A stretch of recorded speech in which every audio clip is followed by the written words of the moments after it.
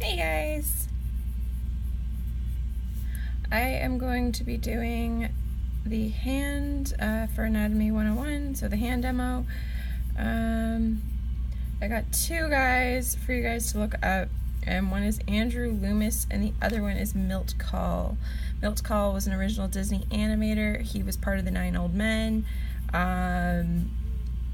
He is a master draftsman. You can find animation drawings of his online.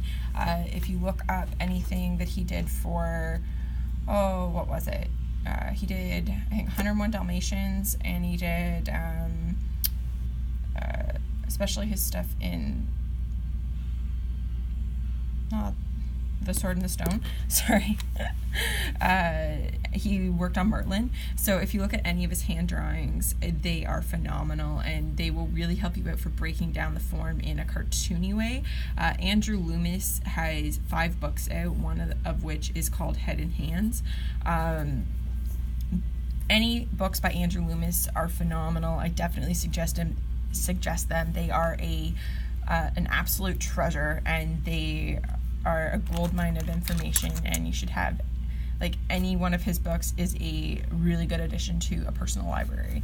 Anyways, let's get into drawing hands. Hands, the thing that pisses people off the most. And I've been trying to think of ways to explain it and figure out why hands give people so much trouble, and they give me trouble too. And it's these things, the fingers. You can draw the base palm of a hand and be fine. The fingers are what are going to give you trouble because they do so much, and they go off and everything. Another common mistake I find is a lot of people miss the actual body of the thumb. They just kind of stick the tip of the thumb on the mound and expect that to look like a thumb, and that's why it looks so wonky. Always remember that the thumb does have a body. The other thing is the length of the hands. A lot of people make the hands too big. If you draw a forearm, the hand should actually be about 2/3 the length of the forearm. So, yeah. Also, the middle finger, the longest finger on the hand, will be around the same length as the palm. So that gives you an estimate. Now, you can play a little bit with that, with elongating it or shortening it, depending on the type of hands you're trying to draw. But generally speaking, that's a good rule of thumb to have. Now, there are metacarpals in here. The carpal tunnels are in here. These are the metacarpals, which are the bones of the hand. We're not really going to go into bones or structure. Just remember that when you are drawing the hand, that there is a gap between the wrist bones and the hand bone, the metacarpal bones, and it's called the carpal tunnels. They are little bones. There is a bone prominent on the pinky side, and the thumb side is more smooth. There is a bit of an indent here, but most of the time it's a nice smooth line, and then there's always an indent on the pinky side because that is a bone. Anyways, so just basic proportions. Also, the thumb should not go past the first, the knuckle. The thumb actually sits between the first joint and the second joint of the index finger.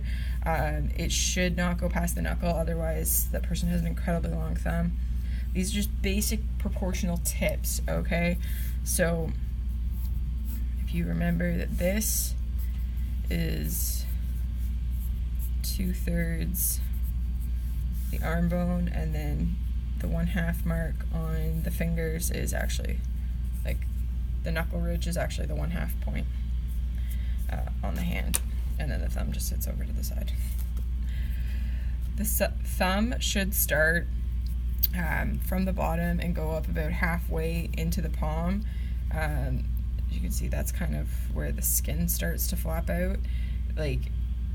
So from here, yeah, it's about half of the palm, essentially, to the middle finger. Anyway, these are just basic proportional things. Now, that's great for basic proportions for drawing a hand straight on, but what if you want to turn it in space? Now, the hand itself is a wedge. It is wider at the bottom, and it tapers off at the top for the fingers. So if we remember that, and the base of the hand, the palm, can be represented by a wedge-like triangle, or a a rectangle. So, if we remember that, and the base of the hand, the palm, can be represented by a wedge-like triangle, or a rectangle. So, if we remember that, and the base of the hand, the palm, can be represented by a wedge-like triangle, or a rectangle. So, if we remember that, and the base of the hand, the palm, can be represented by a wedge-like triangle, or a rectangle. even just a rectangle, and then you can add in the body, like the lumps of it, or the mounds of flesh afterwards. The fingers will run, okay, one, they have a curve that they naturally run on because your hand is like a cup form, right? It does this. If you like, you're not like trying to flex your fingers out, but even then, but if you just look at the fingers naturally and the way they sit, there's a cup formation. So it does, the natural formation of the hand is to do that. The fingers will always run on that arc. You just have to figure out what the arc is doing. So if you run the arc, and you put in your thumb, make sure the thumb has some body. So finger, and then we'll tuck these fingers. So if you can just give the general shape of what the fingers are doing, then you should be able to communicate a hand properly. And not every pass is going to be perfect. Look at your own hand, draw your hand, break it down into its basic shapes, do a realistic version of it, and then try and simplify it. Like, figure out how you can just gesturally throw down that hand and represent a hand. A lot of times when I'm drawing hands, I'll just represent them by that glove shape, and then I'll just start working how I want the fingers to look. And throwing in the thumb, making sure I get all the portions of the thumb. But you throw down basic shapes. So when I say like gestural, you can do a bunch of lines, or you can just kind of throw down some basic directions of what you want your hand to be doing and what you want the fingers to be doing, and then you can start building your basic shapes around that.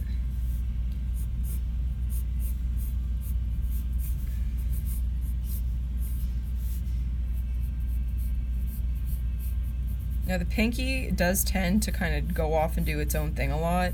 It'll either be like a part of the flow, or it can like throw itself out. So these two fingers generally will be doing the same thing, unless obviously the middle finger is doing its unique gesture that it does. But overall, these two fingers kind of do the same motion, and then the pinky kind of goes off, and the index finger and the pinky kind of do their own thing. So it depends on what you're doing and how you're holding your hand, what you want the hand to be doing. But if you can remember to just kind of give an overall shape of what you're doing, then you can start breaking it down. And remember that the finger can be easily represented by a cylinder, tapered cylinders, the knuckles, and I see this wrong on like a few people do it wrong.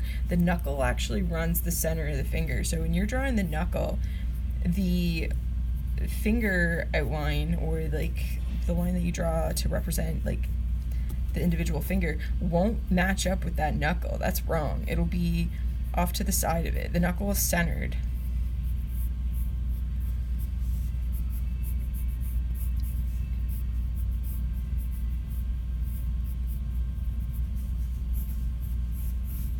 So remember, basic shapes. You can do, like, I love the mitten shape for hands because it gives me, like, I'll do the basic the basic little box for the hand, and then draw the rest like a mitten.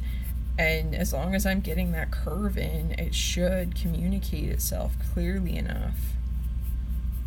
And there are spaces between the fingers. Like, you just need to find a shorthand on how you want to describe your fingers. You can do them tapered, you can do them blocky. It depends on your style. So I would look up good cartoons. Look up Avatar: The Last Airbender. Look up anything by Milt Kahl, this dude, Disney artists. Look up Disney animation and hands. Glenn Keane is a master with hands. Look up him.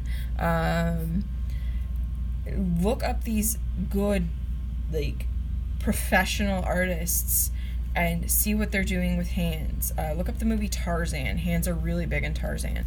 Like, they have scenes where they just focus on them. Anyways, but if you look up how these people, they represent hands that are cartooned, essentially, you should be able to glean some information off of it. Don't forget to study from real life. You've got a perfect example in front of you, like, or look up some images of like holding cups or holding utensils or doing different activities. Draw those hands. Try and break it down into its basic shape. Don't forget, when you're building the structure of something, you need to represent, if it's if say there's a pencil being held, you need to represent that. Even if you don't draw right away, make sure you add a line or something that like shows that they're holding something, or like a spoon. That'll give you a bit extra, it'll just like give a placeholder so you can build the hand accordingly, like how it's holding something. So don't, like, always remember, if there's an object in the hand, throw that object in. Even if it's just a base like cylinder or tapered cylinder for a cup, you have to make sure that you're building the object, because just building the hand without the object it's kind of weird, because then you don't understand like where the press lines are, what you're actually seeing when you're drawing the hand. Like, just observe a bunch of different hands and stuff doing different things, draw it structurally, and then try and simplify it. It'll really help you out. Remember basic shapes, basic like block forms. The mitten is a really great way to, like the tapered mitten, not the big bulky mitten, but if you can remember that the base is a square and then there's a tapered triangle at the top where the tallest point is going to be the middle finger, then you can start getting a basis down for your hands. And always remember that the thumb has a body, okay?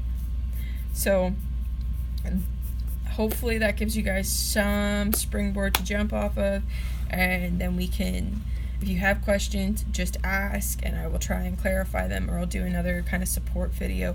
Hands are hard.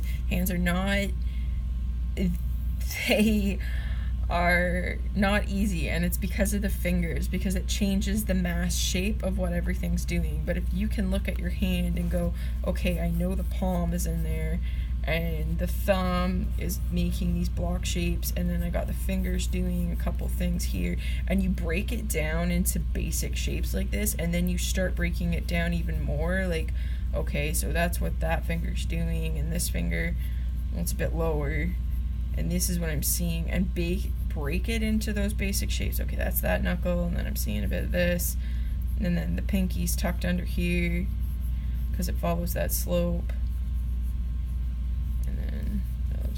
Thumbs, that, and then there's that, which goes in here, and that. Like, you can start breaking it down, and then breaking it down into like the basic shapes for the different joints of the fingers. Remember, blocks and cylinders are your best friend when you're playing with hands. Anyways, I'm gonna leave this video here. I hope you guys enjoyed the video. Please let me know if you have any questions in the comment section below. Next video will be feet. Bye, guys.